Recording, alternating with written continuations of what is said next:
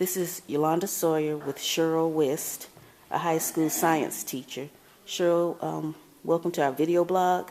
Can you give us some background information as far as your years of teaching, where you received your diploma from, and also your undergraduate certificate in teaching from? Well, I've been teaching at East Bladen High School for 18 years, my 18th year. I actually got my undergraduate degree at UNC Pembroke, and it is BS in biology with a concentration in science education. I got my national board certification in 2012, also in science, and so that's a little bit about my background. And what interests you? What made you become a teacher? I didn't actually become a teacher right off the bat, because when I graduated from Pembroke, I actually went in the industry and worked at a processing plant in a lab. I always knew I wanted to be a teacher because I loved my biology class when I was in high school. But actually, one of the girls who worked for me in the lab went lateral entry into Cumberland County and said they needed more teachers, and kind of enticed me into applying and going to an interview. And when I was sitting there interviewing, the lady said, "Well, would you be interested in working?" And I was like, "Well," and she said, "We'll hire you right now if you'll start next week." And so I just said, well, that must be a sign, and I started, and I haven't turned back since. So. Okay. And what are some of the challenges you face as an educator? Many of the challenges are not so much the teaching part, as far as what you love to do.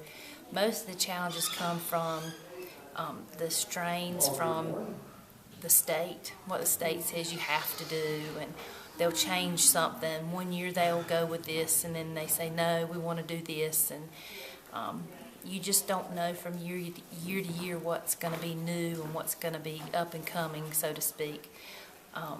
And teaching the EOC, that puts a lot of strain on you as far as what you've got to do, your performance, how well the kids have got to do. That's one of the big challenges. Another big challenge is what the kids come into your classroom with, how much knowledge they come in, as far as what they had prior to coming to you. Not that you can blame that on the teachers before. It's hard to gauge what it is. How much time they can spend at home. You can't take them all home and make them study, but it's just a lot of things.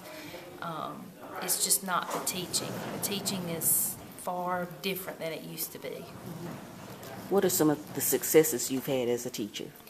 A lot of the successes I see are when I see many of my students after they've graduated, and seeing them outside of high school.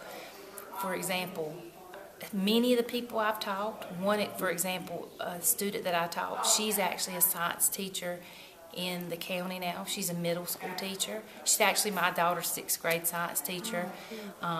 That's one of those proud moments when you see one of them. Another one, a couple of them are elementary school teachers. One of them is going to pharmacy school. You see these successes. You see these kids who've made very good successes of themselves. When you see them, not even those big successes, even just seeing one in Walmart and saying, you were one of my favorite teachers, not because of the fact that you taught me something, because you cared. And see, that means a lot to me, probably more than them saying that I taught them something, but that they actually knew that they meant something to me. Because this day and age, a lot of kids don't feel like they mean anything to anybody, and that's one thing I want them to. I do want them to get the content. That's not it, but I do want them to know that they can come in my class and feel safe, and that they're loved, and that they can ask me anything, and that it's an inquiry room, and they can ask questions, and we can learn together, and that's what biology is about. So. Oh, that's great. Now, was your student teaching experience helpful? Did it prepare you for the classroom? And see, that's one thing that's interesting, because I did not student teach. So when I went in cold. I had no idea what to do. I mean, I did education classes, I did all that. I did observations when I was at Pembroke, and I saw it, but I never ever got to experience it. So when I went in cold turkey, and just started teaching. And so I had a really good mentor teacher who kind of took me under her wing and helped me out a lot. So it was a good experience and a bad experience in a way. I did, however, see it from the other aspect. I've had two student teachers myself, and I can see where that can be a plus for them, because you can kind of experience it, especially if you have a good teacher that you are that's mentoring you, that can help guide you, and that you come from a very good program that can help guide you and direct you, because then they can give you supplies, materials, and things like that. The thing with lateral entry, if you don't have a good mentor teacher to guide you and direct you, it can turn you against teaching also. And then, you know, there's that year's a very tough year. If you can make it through that first year, you'll be okay. So if you have that right amount of support. Right, you've got to have that support. You've got, and don't be afraid to ask. A lot of times you want to try to do it yourself because you think that you're weak if you ask, but don't. You know, I like to think about God didn't put us here on earth to be alone. That's right. He put us here to ask for help, and so don't be afraid to do that. So, Now, how do you prepare your lessons? Where do you get your materials and your resources a lot of from? times I get my resources from we have team, we meet together. But a lot of my materials, because I teach at EOC, comes from the standard course of study. Well, that's what they used to call it. Now it's pretty much the same thing. It tells me that I have to teach this, and it tells me when I need to teach it. And so me and the other science teacher, the biology teacher, we say, okay, we're going to do this, this, this, and this. And then sometimes I try to modify it, and I'll look at the data. I'll look at the kids and see, okay, did this work last year? Did this not? Do I need to modify it a little bit? Do I not? Oh, I think they'll like this. Let's try this. So I do modify it somewhat to see what they'll like. And then I try to get feedback from the kids. Did you like that activity? Did you not? And then they'll give me feedback. And then if they didn't like it, I'll just nix it. I'll nix it for the next semester. So I get a lot of my materials from the internet. SchoolNet has a lot of good resources. And it's aligned with the curriculum. So, but I also use, like I said, my other science teacher as a resource also. Okay. And how do you help push struggling students as well as high-performing students? I encourage them. I come in the mornings, and I stay in the afternoons, and I encourage them to come stay with me too. But I also like to take a lot of my upper level students, and I like to take them and have them lead the other students. I have them teach the lower students, because a lot of times what I find is if I'm trying to tell a lower student how to do something, they may find it intimidating. But if I take one of those students who explains it to them, they actually may get it a little bit better. And so I kind of approach that student and say, hey, you know, do you mind explaining this to such and such, because I feel like you know this material very well, and I would really like it if you would help me out. And so you kind of put some power in their hands and make them feel like they're important. And a lot of times what happens is when they have to look at it from that point of view, from a teaching point of view, it gives them a different aspect of the lesson also, and they can actually learn a little bit deeper too. Okay. And do you have behavior problems each year? And if so, how do you handle them? Yes, behavior problems. A lot of times, you know, I try to contact parents. Sometimes I can't get a hold of parents, but I like to handle my discipline myself. I don't like to call the office. That's not something I like to do.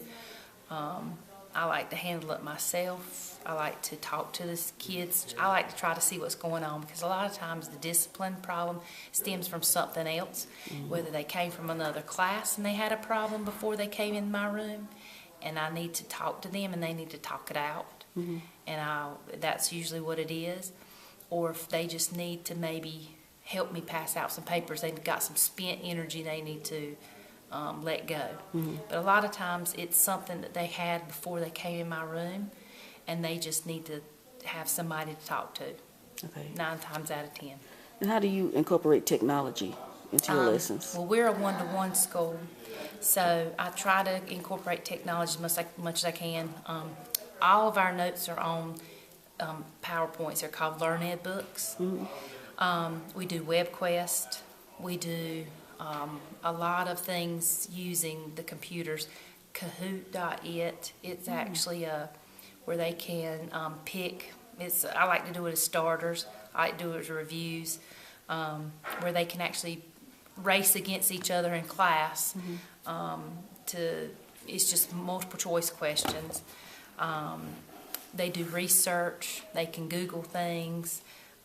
We just use the internet for a lot of different things.